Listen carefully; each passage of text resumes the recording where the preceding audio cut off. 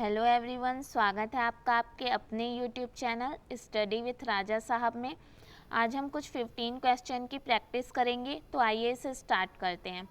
हमारा first question है कि सर्वाधिक विद्युत ऋणात्मक तत्व का इलेक्ट्रॉनिक विन्यास क्या होता है, हमें ये बताना है। तो सबसे पहले जो सर्वाधिक विद्युत ऋणात्मक तत्व होता है वो हमारा फ्लोरीन होता है, और अगर इसके इलेक्ट्रॉनिक विन्यास की बात करें तो ये होता है NS2Np5। तो आपका जो थर्ड ऑप्शन है वो राइट आंसर हो जाएगा NS2Np5।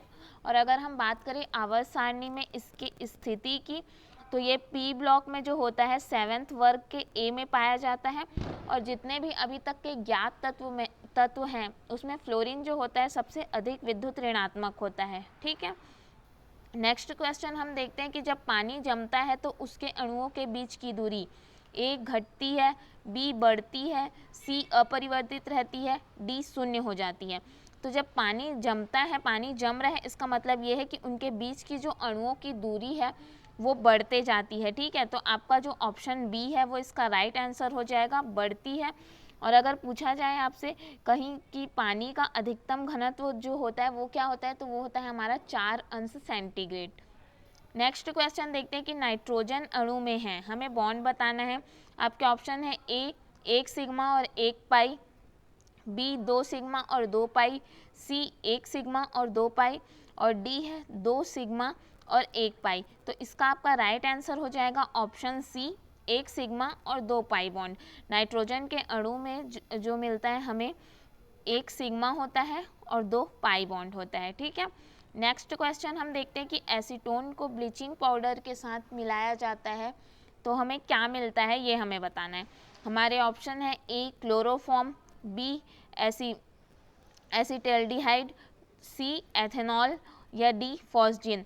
तो जब हम एसीटोन को ब्लीचिंग पाउडर के साथ मिलाते हैं तो सबसे पहले हमें ट्राइक्लोरो एसीटोन प्राप्त होता है। ठीक है, उसके बाद जब आप उस ट्राइक्लोरो एसीटोन को कैल्शियम हाइड्रोक्साइड के साथ मिलाएंगे तब आपको क्लोरोफॉर्म मिलता है, साथ ही साथ आपको कैल्शियम एसीटेट प्राप्त होता है। ठीक है, तो इसका राइट आंसर हो जाएगा आपका ऑप्शन ए क्लोरोफॉर्म।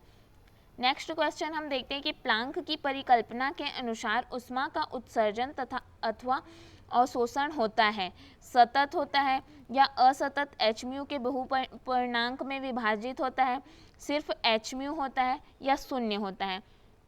तो प्लांक के अनुसार जो उत्सर्जन या अवशोषण की जो ऊर्जा होती है वो एच म्यू की पूर्ण गुणज होती है। ठीक है, इसका एक फॉर्मूला होता है E = NH म्यू। तो आपका जो ऑप्शन बी है इसका राइट आंसर हो जाएगा असतत एच म्यू के बहुपूर्णांक में विभाजित। नेक्स्ट क्वेश्चन देखते हैं कि चाल समय ग्राफ का ढाल क्या प्रदर्शित करता है। ए चली गई दूरी, बी वेग, सी त्वरण, डी विस्थापन। तो जो चाल समय ग्राफ होता है उसमें जो हमें ढलान के लिए जो इक्वेशन प्राप्त होता है वो tan थीटा इक्वल टू होता है V/T। मतलब जो निश्चित समय में जो हमें चली गई दूरी है वो ये V जो रिप्रेजेंट कर रहा है वो वेग को बता रहा है, और T जो है वो टाइम को बता रहा है। ठीक है, मतलब समय के साथ वेग में परिवर्तन के दर की बात हो रही है यहाँ पे। तो समय के साथ जब किसी भी वस्तु के वेग में परिवर्तन होता है तो उसे हम क्या कहते हैं, त्वरण, मतलब इस एक्सेलरेशन कहते हैं हम इसे। तो आपका ऑप्शन सी इसका राइट आंसर हो जाएगा, त्वरण।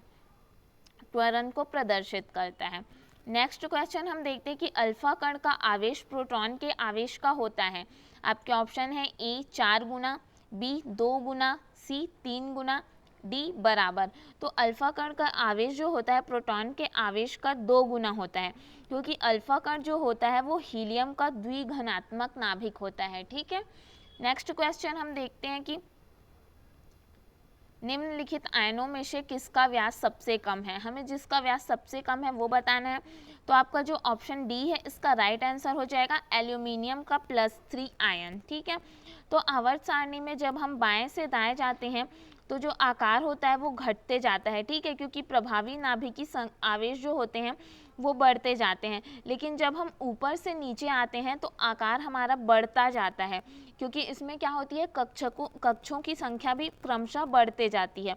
अगर हम एल्यूमिनियम +3 आयन की बात करें तो इसकी आयनिक त्रिज्या जो होती है वो सबसे छोटी होती है। ठीक है, तो क्योंकि एक चीज़ हम जानते हैं कि जिस तत्व में जितना अधिक धनात्मक आवेश होता है उसकी त्रिज्या जो होती है उतनी ही छोटी होती है और उसका आकार कम होता है। इसमें जो है +3 है, तो आपका ऑप्शन डी इसका राइट आंसर हो जाएगा। नेक्स्ट क्वेश्चन हम देखते हैं कि पाक सोडा क्या होता है। पाक सोडा जिसे हम बेकिंग सोडा भी कहते हैं, आपको ये ऑप्शंस दिए गए हैं, तो आपका राइट आंसर हो जाएगा ऑप्शन डी। सोडियम बाइकार्बोनेट जो होता है उसको हम पाक सोडा या बेकिंग सोडा कहते हैं, ठीक है। अगर पूछा जाए कि इसका निर्माण किस प्रकार होता है, तो जब हम सोडियम कार्बोनेट का जो संतृप्त विलयन होता है उसमें कार्बन डाइऑक्साइड को जब प्रवाहित करते हैं तो सोडियम बाइकार्बोनेट प्राप्त होता है, जिसे हम बेकिंग सोडा भी कहते हैं। और इसके यूज़ की बात करें तो इसका यूज़ होता है त्वचा रोग में, दवाइयों के लिए किया जाता है, साथ ही साथ अग्निशामक यंत्रों में भी इसका प्रयोग किया जाता है और इसका प्रयोग प्रयोगशाला में एक अच्छे अभिकर्मक के रूप में भी किया जाता है। नेक्स्ट हम क्वेश्चन देखते हैं कि पीएन संधि डायोड बना होता है। आपके ऑप्शन है ए अर्धचालक, बी कुचालक, सी चालक, डी इनमें से कोई नहीं। तो इसका राइट आंसर हो जाएगा आपका, ये सब आपको पता ही होगा कि इसका ऑप्शन ए जो है अर्धचालक इसका राइट आंसर हो जाएगा, क्योंकि जो पीएन संधि डायोड होता है वो अर्धचालकों से मिलकर बना होता है। नेक्स्ट क्वेश्चन हम देखते हैं कि पोटेशियम डाइक्रोमेट को जब हम पोटेशियम क्लोराइड के साथ क्रिया कराते हैं तो गर्म करने पर बनने वाले गहरे लाल रंग के द्रव का हमें सूत्र बताना है, ठीक है। यहाँ पे जो हम कराएंगे क्रिया उसे हम लिख लेते हैं पहले।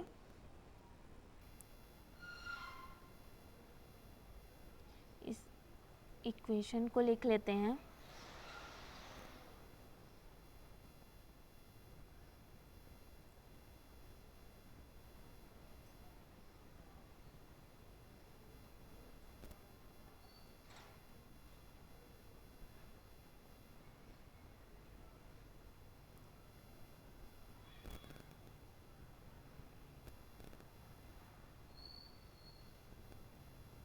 ये जो हमें मिल रहा है यही जो है हमारा लाल रंग का द्रव होता है, ठीक है। लाल रंग का द्रव जिसे हम कहते हैं क्रोमिल क्लोराइड, जब हम क्रिया कराते हैं तो हमें क्रोमिल क्लोराइड प्राप्त होता है, ठीक है। तो आपका राइट आंसर हो जाएगा। इसके आगे जो होगा इसके साथ ही आपको जल भी प्राप्त होगा कुछ मात्रा में, ठीक है। अगर हम पूरा इक्वेशन लिखें तो ये हो जाएगा 3H2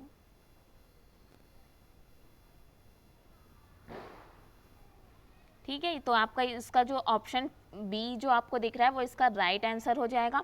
जो लाल रंग का द्रव होता है उसको हम क्रोमिल क्लोराइड कहते हैं, ठीक। नेक्स्ट क्वेश्चन हम देखते हैं कि यदि एक बंदर के लिए पृथ्वी के सतह से पलायन वेग 11.2 किलोमीटर सेकेंड का इन्वर्स है, तो हमें हाथी के लिए पलायन वेग का मान बताना है, ठीक है। तो सबसे पहले हम ये जान लेते हैं कि पलायन वेग होता क्या है। तो पलायन वेग वह होता है जिस वेग से मतलब वह न्यूनतम वेग जिससे हम किसी वस्तु को अगर फेंकते हैं तो वो पृथ्वी के गुरुत्वाकर्षण क्षेत्र से बाहर चली जाती है और वापस पुनः लौटकर पृथ्वी पर नहीं आती है, उसे हम पलायन वेग कहते हैं। और पलायन वेग का जो मान होता है वो होता है 11.2 किलोमीटर सेकेंड का इन्वर्स, ठीक है। यहाँ पे कंफ्यूज करने के लिए आपको पूछा गया है कि अगर बंदर के लिए इतना है तो हाथी के लिए कितना होगा।